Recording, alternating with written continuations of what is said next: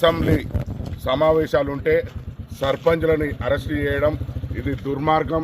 ఇది ప్రజాపాలన కాదు, ఇది పాపిస్ట్ పాలన లాగా కనపడుతుంది. నిర్బంధాలతో మా ప్రశ్నించే గొంతులను నొక్కేయడం అనేది కూడా ఇది అన్యాయం. ఎందుకంటే మా సర్పంచ్ల పెండింగ్ బిల్లులు రాకుండా అనేక మంది గోసదీస్తున్నారు, ఆత్మహత్యలు చేసుకుంటున్నారు, అనేక మంది మరణించారు. అయినా కానీ ఈ ప్రజాప్రభుత్వానికి పట్టనట్టు ఉన్నది.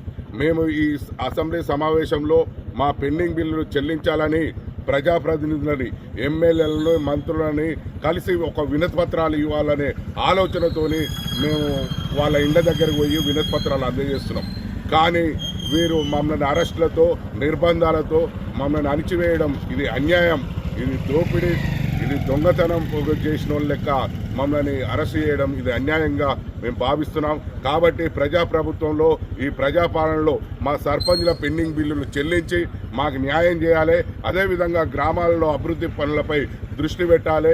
గ్రామాలలో మేము నాటిన మొక్కలు ఎండిపోతున్నాయి, వాటికి నీరు పోసే నాదుడు లేదు. అదేవిధంగా గ్రామ పంచాయతీలలో మీరు అనేక గ్రామాలలో హామీలు ఇచ్చారు. అదేవిధంగా ప్రతి ఒకరికి రేషన్ కార్డులు అందిస్తామన్నారు, రేషన్ కార్డులు లేవు. ఇందిరమ్మ ఇండ్లు ఇస్తామన్నారు, ఇందిరమ్మ ఇండ్లు లేవు. అదేవిధంగా రుణమాఫీ చేస్తామన్నారు, రుణమాఫీ కూడా పూర్తిగా ఎక్కడ చేయలేదు. అదేవిధంగా రైతు బంద్ వేస్తామన్నారు, రైతు బంధు లేదు. అదేవిధంగా నిరుద్యోగులకు వృత్తి కల్పిస్తామని చెప్పి 4,000 రూపాయలు ఇస్తామని ప్రభుత్వం చెప్పింది, అది లేదు. గ్రామాలలో ప్రజలంతా అల్లోకల్లోలమై చూస్తున్నారు, ఈ ప్రభుత్వం కోసం ఎదురు చూస్తున్నారు. ఇది ప్రజాప్రభుత్వంలో ప్రజలకు హామీ ఇచ్చిన నెరవేర్స్తారని ఎదురు చూస్తున్నారు.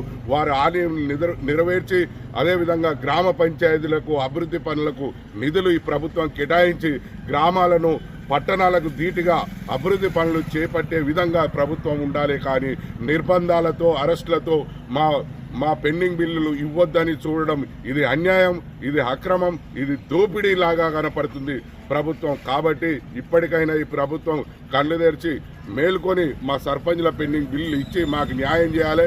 మమ్మల్ని అరెస్టులు చేసి ఇది సరైనది కాదు. అసెంబ్లీ సమావేశాలు ఉన్నాయంటే మమ్మల్ని సర్పంచ్లని అరెస్ట్ చేయడం ఇది దారుణం, అన్యాయం. మేము గ్రామంలో ఒక ప్రజాప్రతినిధులం, మేము పరమ పౌరుడుగా పనిచేసిన వాళ్ళం, గ్రామ అభివృద్ధి పనులు పోటీపడి పనిచేసినాం. దేశానికి ఆదర్శంగా నిలిచిందంటే ఇవాళ తెలంగాణ పల్లెలు బాగా అభివృద్ధి చెందినందుకు ఇవాళ నిలిచినాయి. మేము అభివృద్ధి చేసినందుకు మమ్మల్ని అరెస్టులతో, నిర్బంధాలతో ఈ ప్రభుత్వం మమ్మల్ని ఇబ్బంది పెట్టడం ఇది సరైనది కాదు.